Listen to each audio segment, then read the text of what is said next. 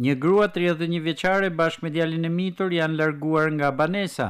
Denoncimin e policinë në Shkodrës është bërë nga bashorti 41 vjeçar dhe babai i të miturit. Sipas uniformave blu, me datë 23/5/2025, ka kallëzuar një shtetas 41 vjeç, se është larguar nga banesa bashkëshorti i tij, një shtetase 31 vjeçare së bashku me djalin e tyre të mitur, po punohet për gjetjen e tyre, bën të ditur policia. Ndërkohë në prangat e policisë ka rënë një shofer 41 vjeçar. Sipas uniformave blu, ky shtetas u kap duke drejtuar motomjetin e tij në gjendje të dhëur dhe pa leje drejtimi, si dhe gjatë lëvizjes kishte përplasur edhe një automjet të parkuar. Për shkelje të rregullave të qarkullimit rrugor janë proceduar penalisht 4 shtetas. 2 janë të rinj, 17 dhe 18 vjeçar, të cilët u kapën duke drejtuar mjete motorike pa leje drejtimi. Një 47 vjeçar banues në Shkodër u procedua penalisht, se u largua nga vendi i aksidentit, pasi përplasi me pasqyrën e makinës së tij një të moshuar 74 vjeçar. Penalisht është proceduar edhe një 76 vjeçar nga Tirana dhe një 25 vjeçar nga Dobraçi, pas përplasjes së automjeteve respektive. Me pas mjeti i drejtuar nga 76 vjeçari u përplas me një mjet me një drejtues një 32 vjeçar, ku përpasoj u dëmtuan lehtë 4 personat në këtë mjet. Për ndërtime pa leje në thellë dhe në malësi të madhe u proceduan penalisht nga policia 4 shtetas, teksa të njëjtin fat ka patur edhe një inxhinier zbatues i një kompanie, pasi gjatë punimeve që po kryen nga kjo firmë në fshatin Pylaj të Shoshit, kanë dëmtuar 4 shtylla betonit të sistemit elektrik të tensionit të mesëm.